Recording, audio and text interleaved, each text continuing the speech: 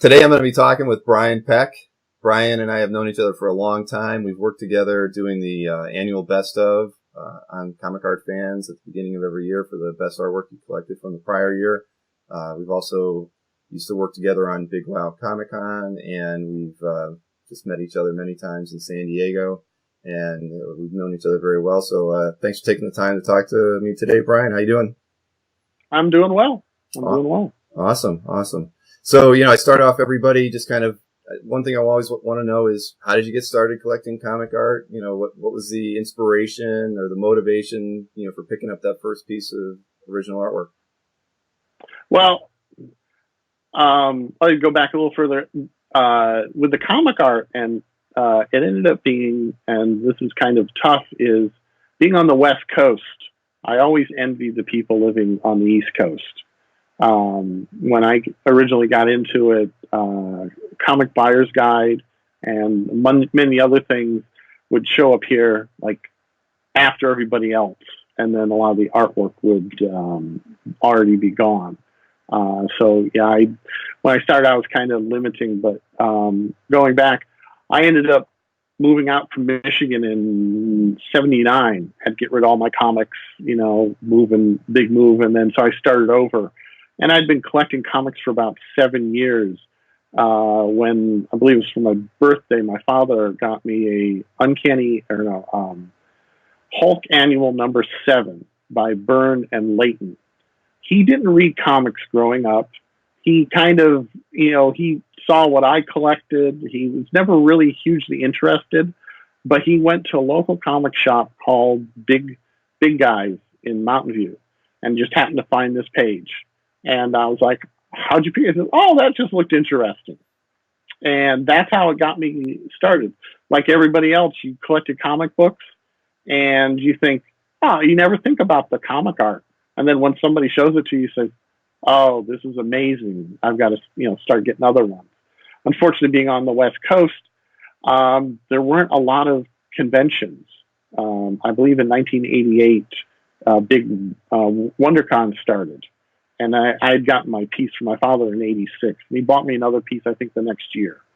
So I got 2 pieces of art. I think I got the Comic Buyer's Guide. So I was able to get a couple pieces through them over the years. I was a poor college student, so I didn't buy much. But when I went to WonderCon, they had artists set up there. There were some dealers. And that's where as I said, probably bought my first big piece, which was X-Men number 161 with Brett Anderson. And I bought it from the Donnellys. I don't think they were called Coolines at that time. And WonderCon was the place that I'd buy my artwork, save up my money. Most of the years I'd try and get some stuff through Comic Buyer's Guide, but not as much. But then I go to WonderCon and they'd have Jim Warden was set up there. Anthony was set up. Albert was Mitch and his catalogs. I'd get his catalogs as well as buying art. And then there was it Artwork World with Philip Anderson. So I got a lot of different people to get artwork from. Jim was probably my biggest one. Every year I'd always buy a Byrne piece. And so I got to really know Jim Warden really well. Unfortunately, after a time, he stopped coming to cons on the West Coast, which was a real bummer. But WonderCon was the big one. And then probably, was it early 90s, I went to like 2 San Diego's. But I didn't really have any kind of connections with the collectors, any other collectors at the time. I just wandered through San Diego. I remember seeing pages from The Death of Captain Marvel for like $250 each. But since a lot of the inking had started to fade, I didn't buy it. I kick myself now for not buying the pages. I don't remember who had it, but I remember there's a whole bunch of them. And in fact, I was there with my father because he wasn't into the comics, but all the other, non-comic book stuff. And he looked at them, oh, those are kind of cool. I said, yeah, but the price and the inking's kind of fading. And, years later, I come back saying, should put the money down. And then in 90 or about 2000, I started going to San Diego every year. I've been every year except for 2001. And I missed that. And that was the one year that John Neshama was there. And I kicked myself because I never got to meet him, even though with my collection, I'm a huge fan of his. After that, I pretty much told my work, I'm going to San Diego no matter what. You have to figure out stuff around me because I'm going. And so then on, I always go to San Diego. Now, you also wrote a book about John, or put together. I know I don't own it. Yeah, my background is graphic design, and I always wanted to do a book. It was my very first book. I decided to design it, write it. I shouldn't have written it. I'm not much of a writer, but I want to do everything. And for years, I was going to San Diego, trying to get, you try and get the badge because badges are the hardest thing to get. And one year, a couple years, I've been helping out Hermes Press, Dan Herman. At the end of the show, I think it was 2004. I asked him, I said, would you do a book on John? He thinks about it and says, sure. That was the easiest part to do on the book, was getting a publisher. And he put up the money. I was untested. I'd never put out a book. And so it took me about 6 years of collecting the artwork and then also doing the hard part for me, which was writing. And I put it out. I really liked it, though I'm looking at it now, and I'd like to tear it apart and start over. And I might end up doing an expanded book. It's one of those ideas, but I've been working with Hermes Press for the last few years, putting out other books. But the one on Big John was a dream come true, even though it was slightly not perfect. But it was a big learning experience. I enjoyed it. Right. Did you end up emailing with a lot of other collectors to get them to send you scans? Oh yeah, I got some great scans. That was the best part of the book, is they would send me nice big 600 DPI scans, which I don't share with anybody, but since I can't afford like the cover to Silver Surfer #1 or Avengers pages or even, Conan covers, I have the scans. So, I have them on drives. I don't look at them all the time, but it's just great to end up having them, and you got to really see the detail. And probably the best scan of all was from Scott Williams, and it was the Only an Android Can Cry, the big splash where it's just the vision. The scan has the inks, but you can also still see the pencils. The inker, George Klein, never erased the pencils. And the scan Scott sent me was perfect. And it's one and in the book, it's one of those ones that I go to the page and it's like best reproduction of all. Like some people would send me Xeroxes, which were, good. They're black and white, but when they would send me scans of the original art, you can see with the inking how it ends up. It's not 100% black. You can end up seeing the gradations going from like pure black to maybe like 80% black. And, when you look at original art, people always say, well, how can you tell if it's a print or original art? Look at the inks, because on a print, it will be the same density all the way across. On original art, you end up having the inks be, slightly, not completely black. And so that's the best way. Even if you get a scan, somebody says, well, this is on eBay. Is this original? If you get a good scan, you can look at it and say, no, that one's original. You're fine. And so, yeah, that was the best part, is getting all the scans. And I also got to know a lot more of the collectors as well. Right. Well, that's a big issue anymore today, is just, wondering if things are frauds and, being able to tell the difference between a print and an original. It's coming up, more and more. And I agree, being able to look at a high-res scan, sometimes Heritage will have a decent scan where you can actually go in and zoom in and look at the detail. But I think, the future of the hobby will definitely involve being able to look closer than you can. Even on the images on CAF, we only allow them to be, I think, like 1,500 pixels tall. I mean, you need to be looking at them, at more like 15,000 pixels tall if you want to be able to accurately look at it. But I think that's what people are going to want. Yeah, well, and I know with Heritage, I came across one piece they had. It was an Al Williamson piece, and it was supposedly original, hand watercolored. And then I looked at it. You know, they had it up on their site, but then I saw them at San Diego, and I asked them. I got to look at the original. I said, "Well, this is originally watercolor, but it's a print of because there wasn't really a lot of heavy blacks." And they looked at it and go, "Oh," and they ended up changing it. But even then, I don't think they did it, maliciously. They probably looked at, oh, the watercolor, hey, that's original. They just didn't know that the rest of it, the ink part, was a print. Right. And Al would do that sometimes, is get some prints and he would go in and hand watercolor them. So yeah, you have to look at for that. It's not somebody selling it that wants to cheat somebody. They just may not have looked at it close enough. Right. I mean, you get that all the time with those Milton Caniff, Modesty Blaze. I can't even remember the characters, but there's you. I always see them and I get confused initially. Is it all original or was it a print that he wanted to send out to a fan and so he hand colored it and mailed it to him, and now somebody thinks they have an original, piece of artwork, and yet it isn't. Right. Jeff Singh has that.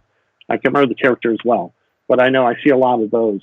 And yeah, it's one. Hey, if a print watercolor, I still think that's still great. It's part of the original. It's got some original art. Absolutely. And some of the originals, if it wasn't a print with watercolor, it would cost a lot more. Right. But yeah, I get a lot of people asking. I have a friend of mine who buys artwork. A lot of times he'll send me a scan saying, "Is this original?" And I have to look at it and say, well, maybe, depending on the scan. With Heritage, it's good because they have larger scans. eBay, it's hit or miss because people can put ones up from a phone and some of the pictures are just terrible. Mm-hmm. Yeah. But then that you can make a good deal is you get such a crappy image, nobody will bid on it. You bid on it, you find out, oh, it's a really nice original. Yeah, you always hear about people taking a chance on pieces like that just to see, are there really any original pencils underneath that? Was this a blue line? There's so many questions out there today, and people just sometimes guessing, whether or not they're going to get the piece that they really think they're getting. But kind of back to the late '80s, early '90s. I mean, obviously at that point there weren't the Comic Art L didn't exist. Probably even the Kirby list wasn't around until more like the mid to late '90s. So, what was your interaction back during that time on the West Coast with other people collecting original artwork? Yeah, unfortunately, when I was growing up, I only had one or two people that I knew that even read comic books. And then when I got into comic art, I didn't know anybody out here. Got to know, people through the WonderCon, but a lot of that ended up being other dealers. And, I first was going through college, starting out, and then I started working graphic design. So up until about 2000, I didn't have much extra cash to really buy a lot of comic art. So most of my interaction was CGC, Mitch's catalogs, and then the dealers when I'd see them at WonderCon. And I was really not in I didn't really have any kind of connections for like the first, probably dozen years. I wasn't in there. And then the one list comes along and internet. And then I find out, and then it was big explosion. I get to know a lot of the collectors through the one list, and then the Comic Art L, and then people are posting pieces on the best of. So really, from there is where I got to know people more, and so it's been the last 20 years is really out of collecting 30 years is when I've gotten to know people, and really my collection's expanded from there. Well, your experience in the hobby, and probably the way a lot of people know you, you're very much an organizer, of people. Yeah. And, I think the first year I went to San Diego, you had done the original art panel that had, I believe, Scott Williams, Tim Townsend, Let me think. Mancuda. Dan Herman was there, and was it Michael Lovitz too? Maybe. Yeah. And I ended up doing it about 3 years. The final year, I had Glenn Gould, had Malcolm Bourne, and then I had Mancuda again. I enjoyed doing it because it was a great way to try and share, telling people about, trying to find out if it's a print or not, but then also talking about, it was all the original art, well, still now, but not as much, but, Golden Age, Silver Age, Bronze Age, it was all basically production art. They'd slap, balloons on there with glue, and they'd end up, changing colors over time. It'd be all brown, tons of white out, panels will be cut out. And so it was one day, it's like, oh, somebody talked to me and said, oh, we should do a panel on it. I said, okay, let's try it. I got Tim Townsend and Scott Williams. I really wanted them because they are big collectors themselves, besides being artists. And Dan Herman, I'd been helping him out at the booth at Hermes Press. And Michael, because I knew him because all of his Perez art. And so I was able to get people. Unfortunately, the 3 years that I did it, I only could get about maybe 30 to maybe 3 dozen people. I could never get the size larger. I enjoyed doing it. It was just putting it together was a bit of a pain. I did get to know the person doing the panels, so I was able to do the panels even though I didn't have I wasn't a big exhibitor or, big company like DC, but they let me do the panel. It was a lot of fun. We just couldn't grow the audience. I mean, the last year, just to get people interested, I even gave out a copy of Playboy, only because it had Glenn Gould's interview. Right. He had an article on collecting comic art. But it was a lot of fun. I also did the panel up here at WonderCon when it was still in San Francisco. Okay. Did it with Bill Howard. I don't know if you know who Bill Howard is. I know who he is. Never met him. He's not in the collecting arena anymore because he had a lot of health issues. I haven't heard from him lately. But then also Len Callow, who's also kind of stepped away. With Len, I bought my first 2 Silver Surfer splashes from the first series from him. He had an amazing collection. And we did the same thing up here. It was a lot of fun, though there was one year it was very scary. We were talking about the panels, and people would bring artwork. Well, Bill Howard brought the Splash to Avengers number 5. I don't know if you remember what it looks like. Oh, yeah. So we're talking about at the end of the panel, people come up and he's got the artwork piled next to him. People asking questions. Well, he got distracted and somebody swiped. And this is a twice-up. Somebody swiped his Avengers 5. Wow. And, I mean, we realized it like 5 minutes later. We're looking all over the place, and we were talking to security. They're really good. And then there's this one guy working for security saying, hey, I've worked here for years, and I know places that people like to stash stuff. So they went and did a whole search, and while one of the places he looked at, it was there. Because, I mean, you're going to walk out the front door. 5 minutes later, you're going to try and walk out the front door with a twice-up piece of art. Right. And it happened to be there. And Bill gave him, I think it was like a $500 finder's fee and a glowing letter to his boss. Right. But after that, they said, you can't bring artwork to the panel anymore. We're okay. So then after that, we tried to just make Xeroxes and show them off after that. But yeah, that was, we got the artwork back, but while they were trying to search for it, I felt really bad. Bill, we weren't paying attention. We brought it, but it was one of those things where we never thought that would happen. No. But it turned out positively. He got his artwork back. But yeah, and then I think that might have been like then the next year at San Diego, we weren't bringing any originals as well to the panel. But yeah, so it was a lot of fun. I liked telling people about it. We did it like a couple of times at Big Wow Comic Fest. It was on a smaller scale. I know you were on the panel, and I think we might have had one or two other people, maybe. I think Len was in one of those, probably the first one. Right. So, we did that, and a lot of it was stopping is, I just couldn't get beyond say a dozen to maybe 30 people in the room for the amount of time, effort to put in for the panel. Right.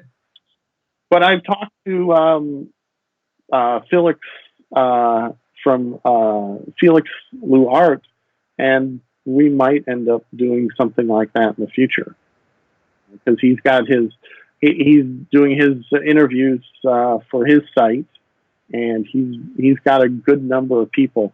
At the time when I was doing it, I didn't know the contacts that I do now, and so people I got on the panels at that time, I thought we got a pretty good cross section, but most of it was people that have been collecting for a long time. Probably should have gotten some of the newbies, because they could come up and really say, these are the problems that I run into all the time. And maybe somebody like myself that's been collecting for 30 years, I don't, because I'd already run into those issues. Right.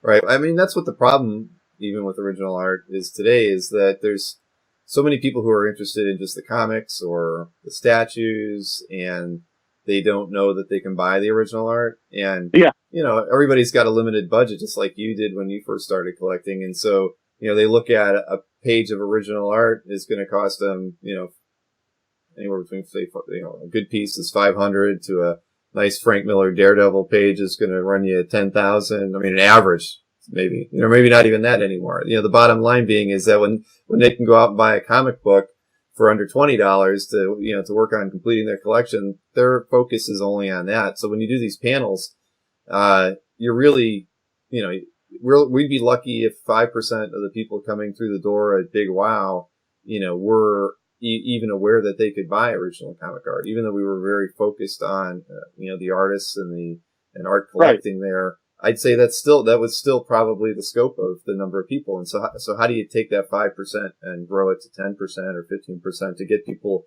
interested enough to let alone, to even spend an hour in a panel? I think that's the challenge, that we're faced with today. And even with CAF, I know we haven't done the best job of educating people on, what original comic art is. I mean, I get over 300,000 unique people come to CAF every month. I mean, they're not all buying, the majority of them aren't art collectors. What are they doing? Why, how are we not able to bridge that gap, to let them know, what's available? And, I think there's a lot of creative things that can be done. I think Felix has done a very good job.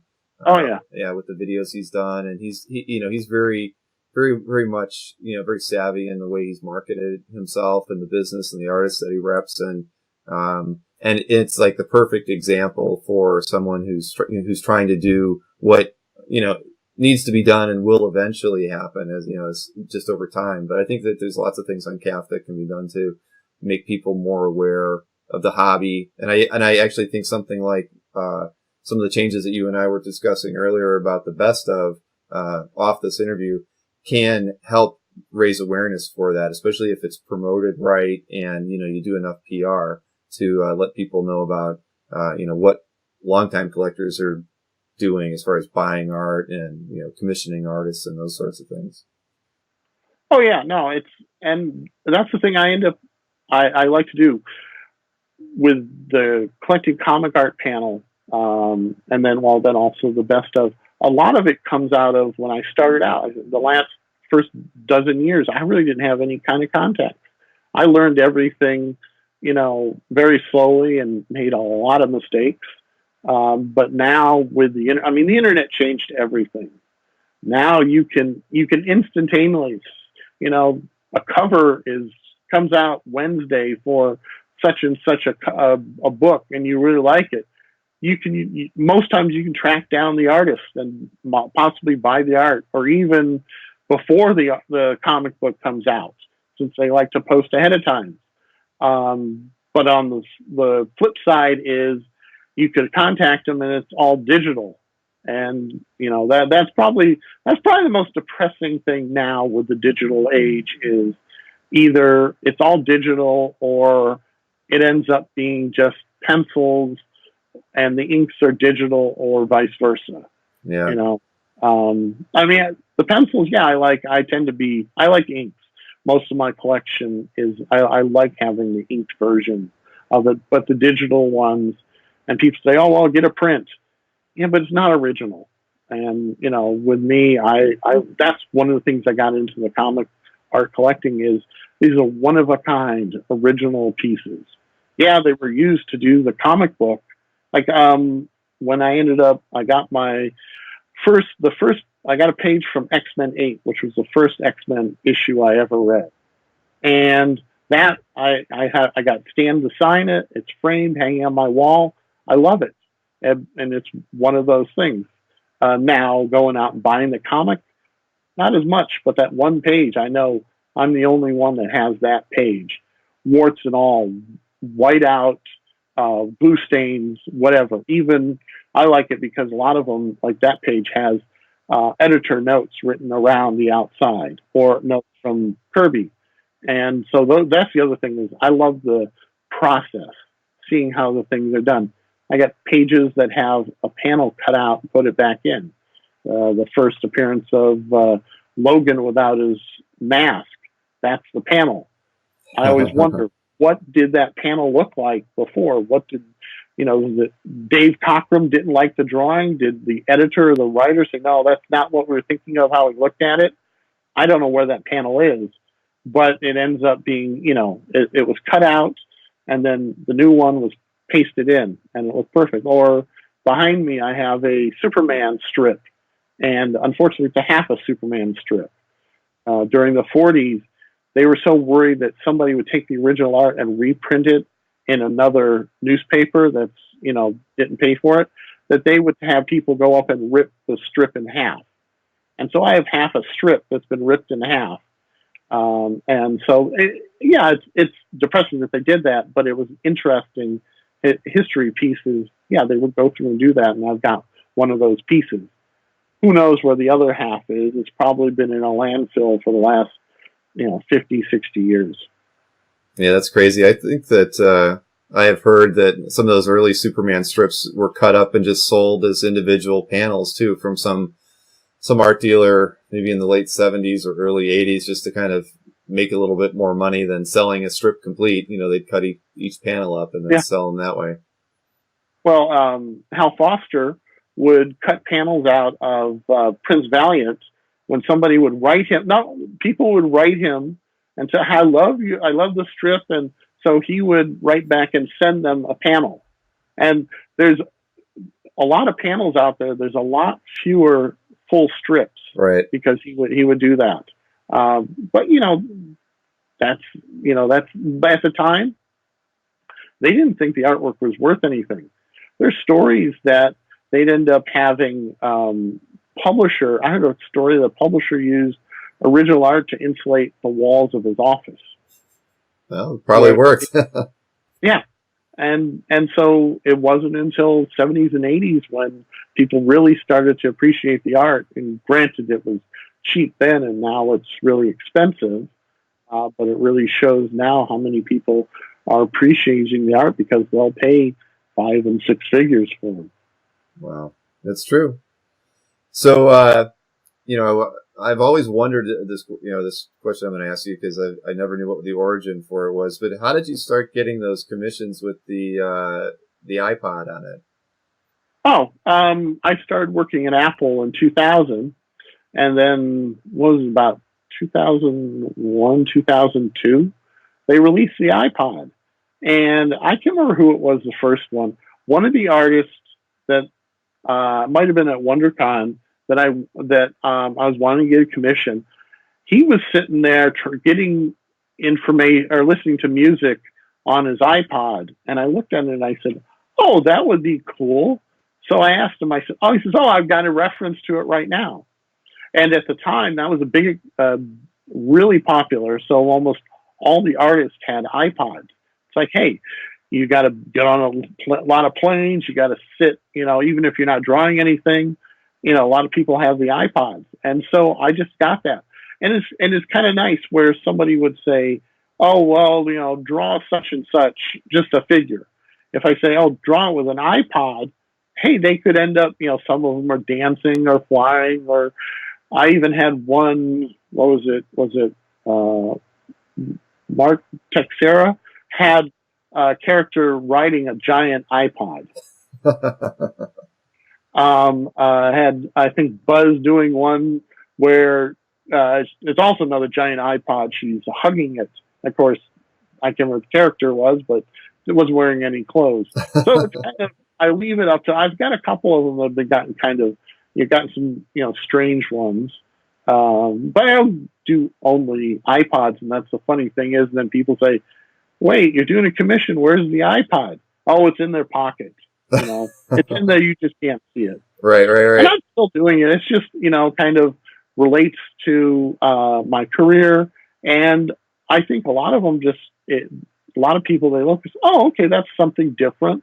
And it kind of gives them, instead of just drawing the same character, poses, it kind of gives them something to do. And it's not like I'm asking them to do a whole background. It's like adding, and I've had a couple of them. Let's see, Alan Davis had brought a piece. I've been wanting a commission from him, but he doesn't do commissions. And he had done a piece of Rachel from Excalibur, and Mike Off-White was picking it up, and I said, well, can you have it? So he ended up adding in the iPod. It was all pencil, so the way her hand was, he didn't even have to redraw it. He was basically stuck an iPod in and drew it in. And when I got it, I was like, oh, that's cool. And then a lot of the artists, when I go up to them, they go, oh, you're the iPod guy. Right. Go, yep. So artists ended up also remembering me for that. And I still do it. Not as much. I've pretty much gotten most of the artists that I wanted. And if I can think of something new, I might do it. So it's kind of slowed down of late. I just got one from Ryan Sook, Starfire. And yeah, that one came out amazing. Do you have any favorites out of the ones that you've done? Well, probably probably my favorite's probably the Dave Gibbons one. It was more of a commission. Basically, I'm a big Tom Baker fan. I'm the Fourth Doctor. Yeah. And he drew Tom Baker, Doctor Who comics with Tom Baker. So I got him to draw Tom Baker with Leela. She was kind of a barbarian. And then K9, the little robot dog standing in front of a TARDIS. But I had her listening to an iPod. Oh, very cool. So and I've had a couple of them where I've done some strange things, like having them holding an iPad, but using for Green Lantern, but having them charge it from the ring from the iPod, just something different. Mm-hmm. But yeah, a lot of them I end up doing. It gets a lot of kick out of it because I'll just give them something and then they'll go off and do some entirely what I wasn't even thinking of. Sure. No, that's cool. I mean, there's been a few guys that have their different themes, but I think that's fun. It makes things a little bit different. The artists probably appreciate it, and you kind of get known, for having those types of like a theme sketchbook. And some people do sell their drawings that they have done. Me, it's a personal thing. It's a connection with the artist. They do something, and then with the iPod on top of it, it's also related to stuff I do. So that's a lot of fun. Right. Well, you have a pretty big collection. I was kind of like just reviewing it, the other day, and I think you almost have like 1,500 pieces on CAF, and I'm sure that's probably not your entire collection. So I could see, it's pretty much, it's weird. Every once in a while, somebody will say something to me, and maybe it's about a piece or it'll remind me of a piece, and I'll look and I'm like, oh, it's not on CAF, and I'll post it, and somebody says, oh, when'd you get that? 20 years ago. Just because, when you first started CAF, I loved it. That was one of the things, going from 5 pieces on the Comic Art L websites to doing, as many as you wanted. And so that was great. I had, at the time when we were doing the Comic Art L and, only 5, I ended up creating my own website and I was able to post my own stuff. It was okay, but I got to the point where I made it easy, but not as easy as your website. So when the calf came along, I'm like, I'm switching over. I don't have to keep mine up to date, code wise, and just it. I mean, it was a little tougher to begin with, but now it makes it just so easy to just take the piece, upload it, put in all the information. Usually done in just a couple of minutes. Mm-hmm. Well, you're definitely one of the earliest galleries on there too. I didn't notice it when I was looking, but I have your website or the website up, and you're ID number 74. So, Yeah. you're definitely one of the most earliest people to mess around with CAF. And you know what? I actually do remember your website from before we built CAF. I mean, was that the GeneGray.com or? It was CR Gallery or something like that. But yeah, it was that. I have a couple of websites because I use emails and I do more print design than web design. But I got into the web design, probably mid to late 90s, and I did that. And I did some sites for other people, but then I just kind of fell out of that, and I still keep the websites. I just don't do anything with them. I use them more for emails, I think, now than anything else. Right. But yeah, the CF for me, it made it easier. But then it was like, oh, hey, Dave Mandel posts his crazy, cockroom or other his, Frank Miller pieces, and that's what I ended up loving. Is I got to see a lot of people that didn't do anything in the comic art L. Right. Well, and then you got all the artists too. That was the other thing I loved is, and once you got, I was probably one of the early ones with the premium service, because every year I sign up for it and it always pays for itself. There's some piece that I get through whatever the features, and so many different features, like the email one, I'll get a piece and it's like, yeah, I got it because of that premium. And every year it's like, yeah, I'm going to renew every time because I know something's going to come along through it that I'll really want. Well, I do appreciate that. Believe me, it's always a blessing to have people that, just want to consider, supporting the site in that way. It has become our full-time job. It's been that way for probably 8 years. So, and it needed that. I mean, if I didn't put that kind of time into it, CAF would never have been what it's become. So we had to kind of go all in, and early on it was sort of easy to subsidize the work we did on CAF with other consulting, because we started out just as internet consultants, and I worked for my biggest client was a publisher in Cleveland, and so I kind of learned a lot about building communities based on the work that I had to do with the publisher. But so when CAF started, we didn't have ads, we didn't have premium memberships, but we were doing it all on the side and really using the income that we were taking from doing other consulting work to earn a living off of. But as CAF became more and more all-consuming, it had to start finding ways to earn money, or it just wasn't going to work.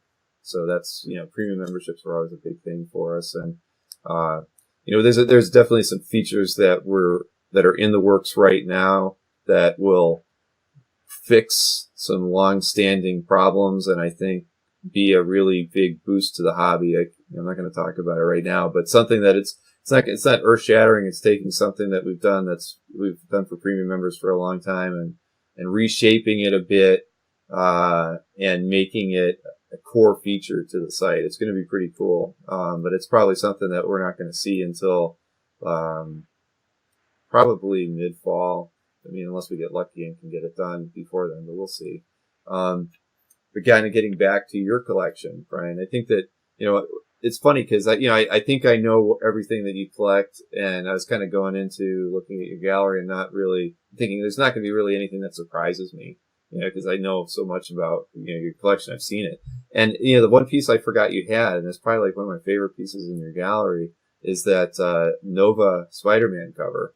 I hadn't seen it in so long, and then I saw that, and that's like one of my all-time favorite comics, and the cover is just so crazy cool. And Nova art is just so scarce to begin with. That's just an amazing piece to own, and of an incredibly envious collection you already have. That piece right there is like would be like a grail to me. I love it. Well, the funny thing is that's the one that I get probably the most, a lot of feedback on. But the funny thing is it said, well, it's, it'd be your grail and a bunch of other people's grails. But the funny thing is that it's really part of my grail. It's one small part of my grail because that's the one that was used in How to Draw Comics the Marvel Way. If you look in the book, basically you've got the inked cover, but then you've got a full pencil, then you have a rough pencil, and then you have, I think it's like a stick figures. And so, and everybody asks, oh, well, yeah, you just sell that one out of it. It's like, no, it's like a jigsaw puzzle. I'm not going to take one little piece out of it. In fact, that was, I'm trying to find, what's your top, 5 or 10 pieces. They always vary, and everybody asks me about it. And I'm like, well, I said, and yeah, I'd say probably for top 1 or 2. I was like, I got one, but it's not a piece. It's the whole How to Draw Comics the Marvel Way, the interiors. Because, I remember reading it as a kid, figuring I can draw comics. No, I found out I didn't have the patience or the skill. But I always thought that book got me to appreciate the comic book artist, especially when I started collecting. I really started to do that. And that was one of those ones where I was, I don't know, I think you were at WonderCon or San Diego that year. I think it was 2014. And, I'm wandering around, you got to look at everybody's booth, all the dealers' booths. And I get to Albert and I get to I call it the wall of drool, because that's what people do is you stand there and drool. And it's like, some of the pieces, a lot of pieces I can afford. Other ones are just so far out there, like Frazetta paintings or, some other ones. And I'm looking up and I'm saying, oh yeah, it's nice. And, I was there and Albert came up and I can't remember who it was. There's a French collector and I can't think of his name off the top of my head. We were both there and Albert says, oh, you guys want to see something interesting? I said, sure. So he pulls out this part, like 3/4 of a box, where like it was originally a box, but part like 3 of the corners or sides are cut off, and on it in pen is written How to Draw Comics the Marvel Way. I open it up, and he has like the entire interiors. These days, most people probably aren't familiar with how you publish print books. Is everything's usually designed in computers, in Quark or InDesign. But back in the late 70s, everything was done in Paste-Up, which is basically what original comic art is. Well, you got the lettering is done right on the page, but sometimes it might go from the penciler to the inker, and then the letterer will have to do balloons and paste them on there. So they basically do the same type of thing for the book. So this was the whole book. It was 2-page spreads, like page, you got the right and the left pages, but it's got all the artwork, it's got the lettering, and then some of the stuff they took from published works, examples of inking. So it had everything on it. So I'm flipping through it. It's like, I think the book was like 160 pages, and there was 80 of these things flipping through. I'm flipping through it. I look at Albert after going the first time and says, I'm interested in this. Then I went back through it again, and each of the spreads I wanted to see, because he had the original art. There was no stats. Well, there were some stats, but this is stuff that was published before. So he had all the original art on each of them. I counted them, like out of the 80-page spreads, the 2-page ones, 60 of them had original art. Some of them had pages of inking examples that were published, so they were stats. But 60 out of the 80, plus it had the unpublished cover.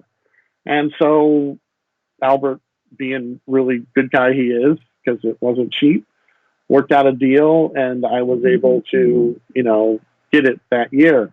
And it was great.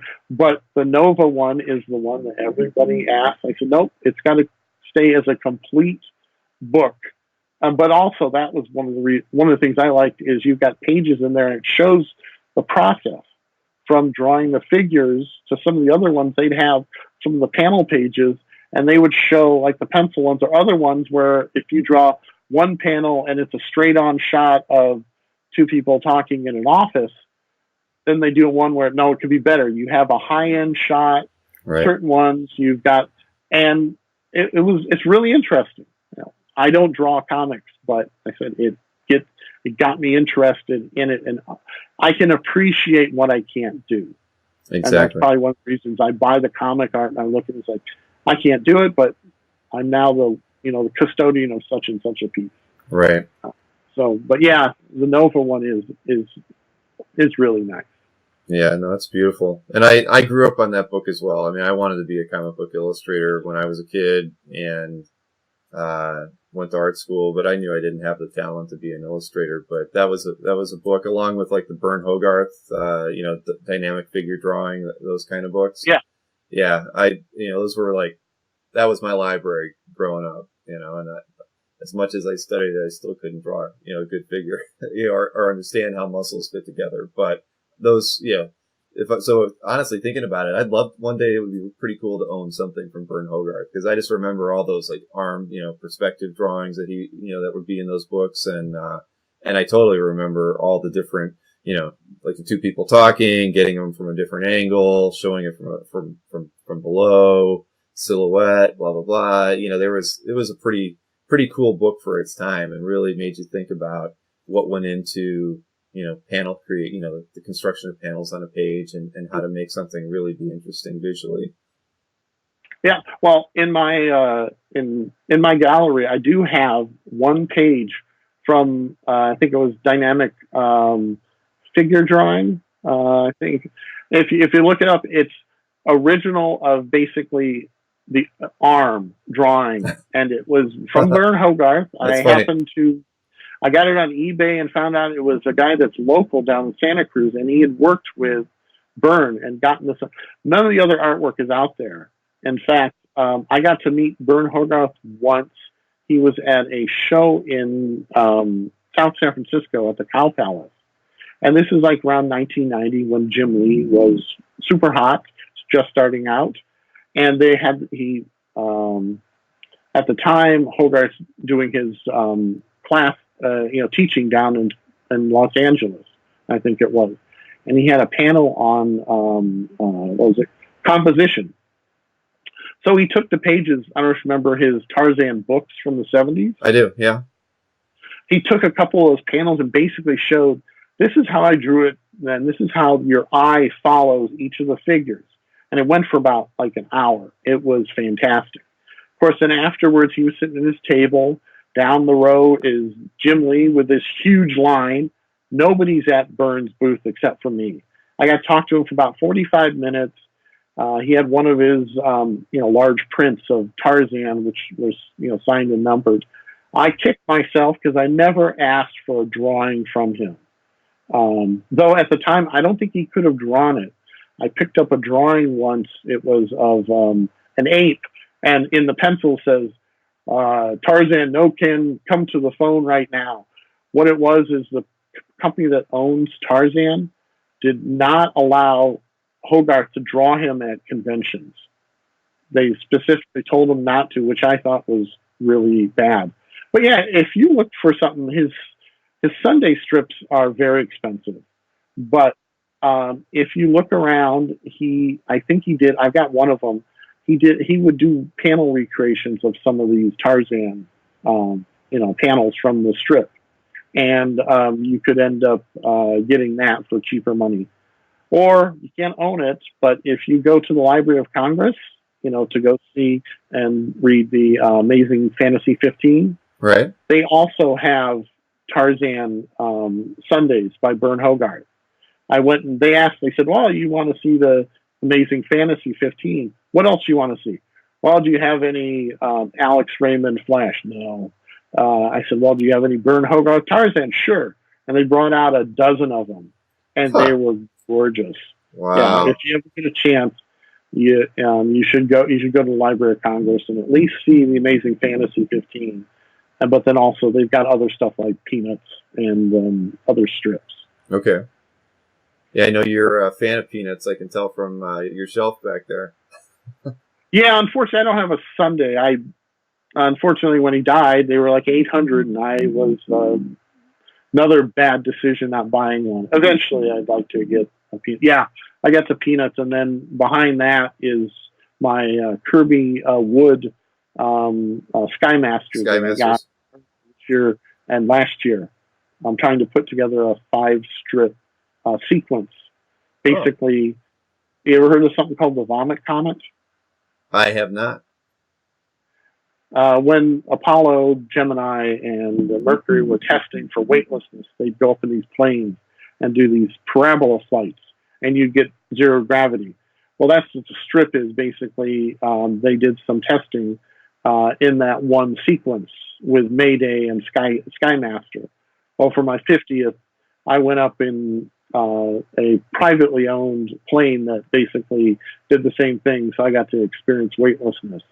So I love that strip, and over the last, it's probably been last year and this year, I found 3 of the 5 strips, and so it's really cool. I want to get all 5 of them, then I'll frame them all together. But yeah, so it's and then of late, I've been just finding I've been collecting just different stuff. I know you probably, when you started out, you was probably your Marvel guy. Pretty much, for the most part, yeah. Yeah, myself as well. But then I've also found the last, 5-10 years, I've been just branching out, Golden Age, illustration arts. Still trying to collect the Marvel ones, but I kind of find I've found most of what I've wanted. So I've been slowing down over the last couple of years. Well, once you pretty much got a good example from many different art periods, because I know you collect some modern pieces as well. So it gets tougher, right? I mean, the more you own, the more selective you get and what you're going to spend your money on. I mean, I've found that to be the case. I mean, I don't buy as much art today as I did when I first started collecting, but it's really hard to find pieces that I look at and I'm like, I have to have that piece of artwork. Anymore, it's like when I go to a show, I like buying direct from the artists usually, so I try to, spread the money around and try to buy, take my budget and disperse it amongst the, 5 to 8 different people that I want to get something from while I'm there. And, I appreciate doing that because it gives back a little bit and also, gets me a few pieces of artwork that, adds to my collection. But yeah, I know how it goes. Yeah. Oh yeah. Yeah. Well, listen, I think I probably should end this. I think I've got a lot to go with here as far as our interview. But did you have anything else that you wanted to add as far as anything anecdotal? I was thinking. Well, one of the reasons I figured it after seeing Gary Lamb's interview that you wanted to talk to me about the best of. That's true. Well, I didn't know if we wanted to yeah. Well, we know we want to change the best of, that's for sure. And I think that's something that... Well, no, I was more... Because I ended up starting out earlier, and I was unfortunately the one that had to count everything at the beginning.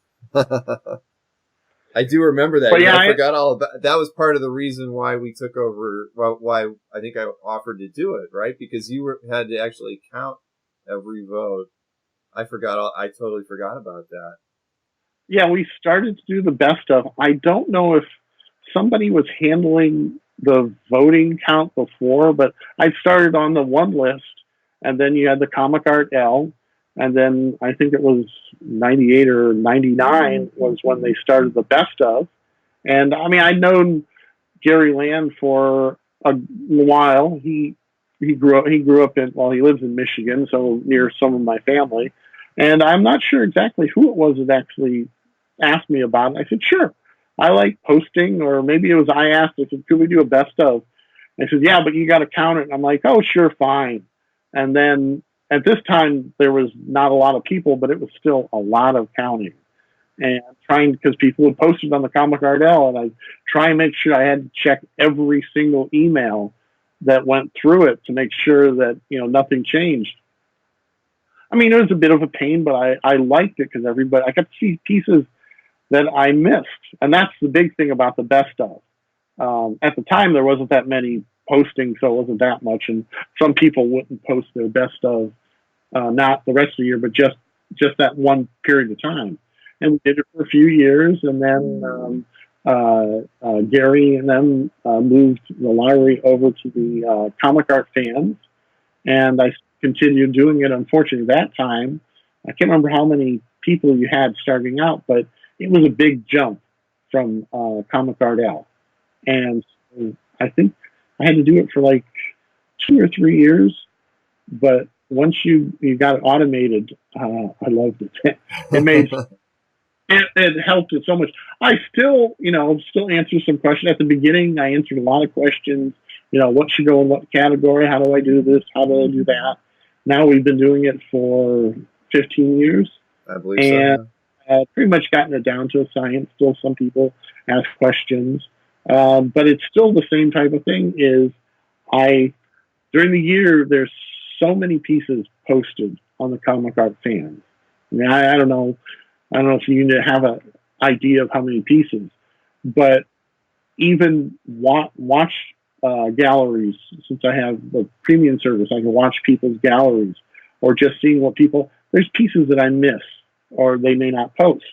And so that's what the best of. You see this stuff going up like, oh, such and such got that piece. That's amazing.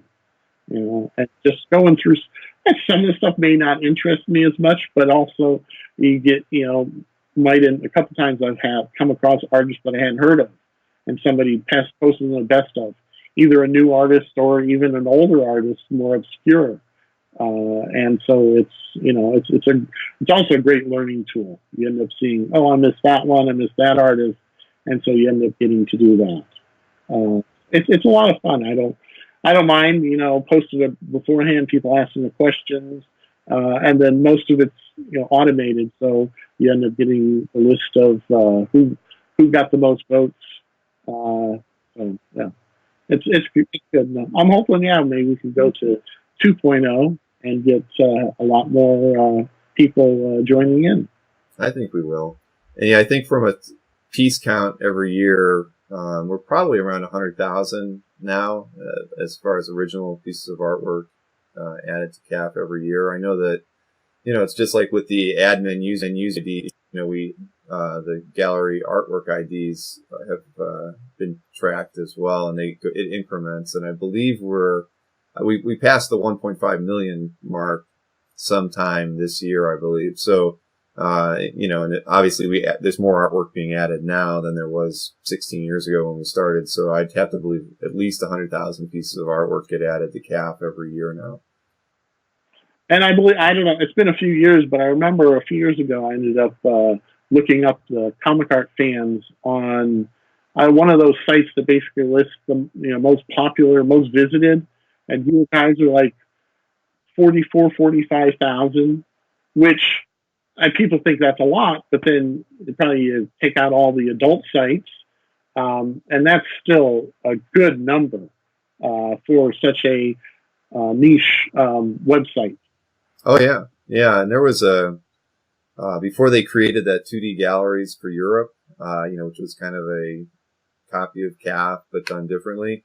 There was a point in time, like 4 years ago, where we actually cracked the top 10,000 sites, and we were panicking because we literally we're in a point where we were buying a new server every 2 years because it had gotten, we were doing over 300,000 page views a day on the site. Today it's probably around half that or a little bit less, beneath that. But at that time, everything was just going crazy. And, the thing is, people don't realize, even today, if there's 100,000 page views from legitimate users, bots crawl the site all the time. The Google bot crawls CAF some days 800,000 pages. So, it's amazing CAF performs as well as it does, and it's really a testament to the programming that both my wife Maureen and Chris Haggard have done over the years, that the site really does perform as well as it does. Because, you take Google, but then you can take the Bing bot and the AOL and whatever. We're loading up over 1.5 million page views a day, just for crawlers and that kind of thing. And Probably even more, since there's so many illegitimate crawlers that are always over your site, and the fact that CAF can load, in some, in some searches just instantaneously, even to this day, always impresses me. That we've been able to do as much as we've been able to do, given the load that these servers have, and then we host we host like 24 dealer sites as well. So, okay, it's not just CAF; it's all a lot of the art community is on our server all the time. And yeah, no, I mean it's impressive. It's always made me happy, when I realize how well we've done. Yeah, I mean, yeah, CAF. I can't remember last time it's been down. I mean, it's very stable. Yeah, every once in a while, but considering the amount of traffic, and yeah, it's besides sharing all this stuff, having access to the dealers that's the other big plus. Is everything's all in one spot. That's the problem with the internet. It's gotten people more and more lazy. They don't want to do. It's like whatever's the easiest. Go to one spot. And then that's I can get all my information on this from one spot, which makes it really great. Oh yeah, no, that was the goal going into it, was just to kind of make a community out of it. And so there's things we can do better, but there's a lot of things we did right. So there's always room to grow, though. I mean, think about it. 15 years. I mean, you're not really you're not a dealer site. And it's not one for really, selling stuff. Yes, you got ads and everything else, but the main thing is sharing artwork from collectors and artists. But lasting 15 years and still, I think, going strong is a real testament to how well it's been put together, and then the community you're able to pull to it. Because I don't get anybody that really has any big complaints about comic art fans. I mean, yeah, you nitpick about such and such, this feature or that, but everything goes on. But all the collectors that I know, they love it.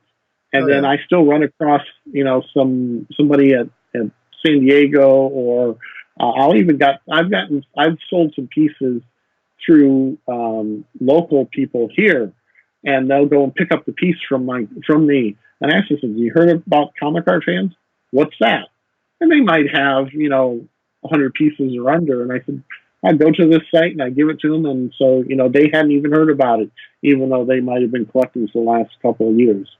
So there's still a number of people out there that have not heard about it. Oh, yeah. No, we know that. And I know a lot of people think we kind of sit on our hands or whatnot, but, there's always stuff that we're changing or modifying, and I listen to everybody's comments. I mean, just the other day, something that's never even been asked of me to do, and we haven't added it yet, but I was kind of like I can't believe I've never done this, is, like when you do a site search, you could sort by title or artist or date. Date's obviously the most popular because you want to see like the newest pieces by John Buscema, but when there's 8,000 pieces by John Buscema, why don't I have a sort by oldest first? Because those are probably the pieces you haven't seen or haven't seen in 16 years, and just go back the other way. And obviously refining your search, like Buscema, Silver Surfer, is going to net you a smaller amount. But still, I think it'd be pretty cool to be able to look at the pieces that have been on the site for 15 years versus the ones that have been on there for 15 days. And I can't believe I've never thought to do that before. And it was just something I think it was research I was doing for an interview. And I came across, and I'm like, boy, I'd like to be able to look backwards on this. And then I thought, why have we never done that? So, it's just one of those things. Kafka is always going to evolve, and it usually is, from user feedback, but sometimes it's as, simple as something as silly as that. But why isn't it there? That's like something so common in searches today, and we don't even have it. So, comic art fans have a lot of great features, and maybe nothing's perfect, but for what it is, it makes it so easy to add stuff, and just. I can edit that out, Brian. I've gotten really good at video editing. So, that's awesome. I do appreciate that, Brian. And then, everybody, honestly, spreading the word at shows and things has always been a big help. because you just never know how people are going to find it. I always think that people who are in the comics industry would have come across CAF just at some point in 16 years. But I talk to a lot of people who aren't into art collecting but are into comics. Even people who own comic shops, and I'll mention, oh yeah, I run Comic Card Fancy. Have you ever heard of it? And they're like, no. I'm like, I can't believe in 16 years that you haven't stumbled on our site. It's it is so prevalent. I think, at least in the areas. But you still have comic book collectors that never even think about, oh yeah, I can get the artwork from that comic. There's still people that just collect comics, and they go, oh, you got comic art? Oh, I never thought about that before. But then I was the same way, 30 plus years ago, where I never really thought about it until I get a gift from my father who has no interest in comic books, and that gets me started in collecting comic art. It's just the weird things that happen. I think it's pretty cool. I don't think I've ever heard anyone who's had their parent buy them a piece of artwork to start their collecting habit, but that's everybody starts in their own way. Mm-hmm. I just said, for me, it was just having extra money at a show and not knowing what to spend it on. So you just don't know. It's just that, and then that moment, you figure, I'd gone to cons for 10, 15 years and never considered buying a piece of artwork. And I'd seen Artist Alley and all those kinds of things before, but my focus was solely on comic books and completing comic runs and just getting back issues and that sort of thing. So, so it's cool. I mean, everybody comes to it in their own way. Oh yeah. So, all right, man. Well, listen, I am going to call it a wrap. I appreciate you taking the time today. And honestly, if there's, there's a lot more we could definitely talk about from the time that we spent, working with Big Wow and all the fun we had there to, I'm sure you've got a ton of creator stories that I'd love to hear too. But we can always do another one of these. And, if there's ever anything that I can help you with, I'll be here. And I'm looking forward to working with you more on the best of stuff that we've talked about. And I hope to, make some cool changes for CAF in the next 6 months. Yeah, I'm looking forward to hoping next year we do it. We get a lot more people interested, and then get to see more art that I missed the year before. Yeah, that's what it's all about. CAF was built with the was honestly built because of the Lowry's 5 image limitation. I was like, there's got to be more. I know there's more artwork out there, mm-hmm. And and for me at the time, I was collecting a lot of convention sketches, but people didn't put their convention sketches on the Lowry because that was for the best stuff they had, and nobody thought their convention sketches were any good. So I thought, all right, CAF can serve a really good purpose there. It's like at least those things that I want to see will get posted, and because they weren't happening in the couple years leading up to us building CAF. So that was one of the biggest inspirations for CAF, was just to kind of get those pieces out there, and then it evolved from that. So yeah, cool. Well, listen, you again, thanks for taking the time today. It's always a pleasure talking with you, Brian. And unfortunately, I won't see you in San Diego this year, but hopefully next year I'll be there. Well, hopefully I see a bunch more people in San Diego, and I'm still going to do the dinner on Thursday. So let's see. Fantastic. All right. Well, you take it easy. Have a great afternoon. Thanks a lot. Yep.